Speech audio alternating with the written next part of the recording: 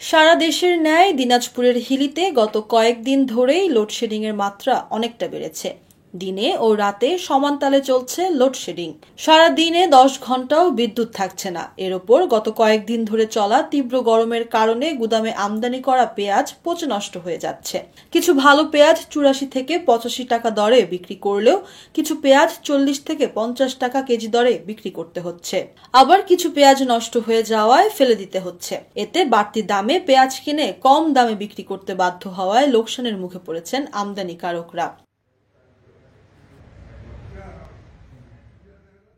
এদিকে গুদাম থেকে পেঁয়াজ বেছে ক্রয় করে নিয়ে গেলেও গরমের কারণে বস্তা প্রতি 2 থেকে 3 কেজি করে পেঁয়াজ পচা নষ্ট বের হচ্ছে।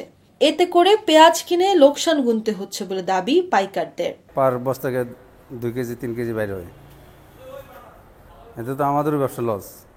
কারণ ওই যে 2-3 কেজি যদি বাইরে হয়ে যায় ভাই, 1 কেজি পেঁয়াজ যদি 80 টাকা কিনি, 3 কেজি পেঁয়াজের দাম আপনার কত আসতেছে? আবার আমাদের তো হ্যান্ডেলিং খরচ আছে, ঘর ভাড়া আছে, বা আরও অন্যান্য খরচ আছে। তো দেখা যাচ্ছে যে পেঁয়াজ আমরা নিয়ে যাচ্ছি, গরমের কারণে অনেক পেঁয়াজের সমস্যা হয়ে যাচ্ছে, যেটা আমাদের বাজারজাতকরণের জন্য অনেকটা সমস্যা সৃষ্টি হচ্ছে। কারেন্ট থাকছে না আমাদের 1 নম্বর সমস্যা। পেঁয়াজ তো পচনশীল, কারেন্ট না থাকলে তো অসুবিধা।